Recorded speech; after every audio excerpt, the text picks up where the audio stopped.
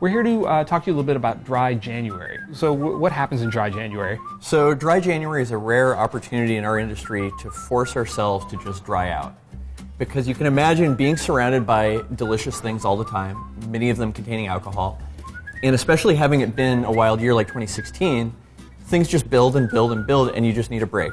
So Ryan graciously offered to suggest some of the new alternatives if you were going to dry out in your January yourself. So what are we looking at? So the first thing we're looking at today is Old Faithful. You have to have a beer in your repertoire. And there's so many non-alcoholic beers out there. We know a few of them by name. We're not going to name names because they have a reputation for really just not being good. Right. So the biggest traits I'm looking for is I'm looking for nice mouthfeel, I'm looking for aroma, and I'm looking for flavor. And if I can really have those things and have it be in a smart package, sign me up. I think one of the things that's really special about it is having that robust carbonation. It just really resets your palate. You could really imagine yourself having it with a meal. And it's just not boring.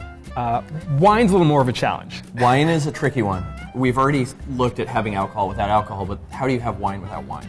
Alcohol is essentially a solvent. You're dissolving flavors and aromas in that alcohol, and then the alcohol is carrying those flavors and aromas into your mouth, up through the back of your nose. That's how you're perceiving what you're drinking. When you don't have the alcohol, you're not carrying any of those flavors, typically.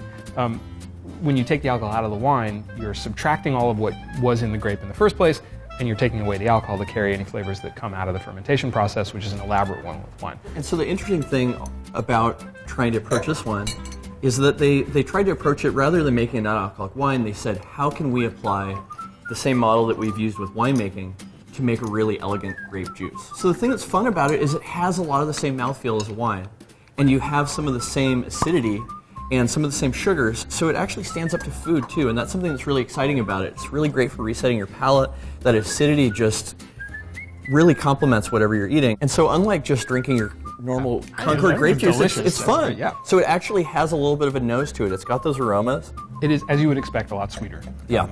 But like all the other complexities that are in the grape that translate through to the wine do stay in the grapes that they're using. I really like this.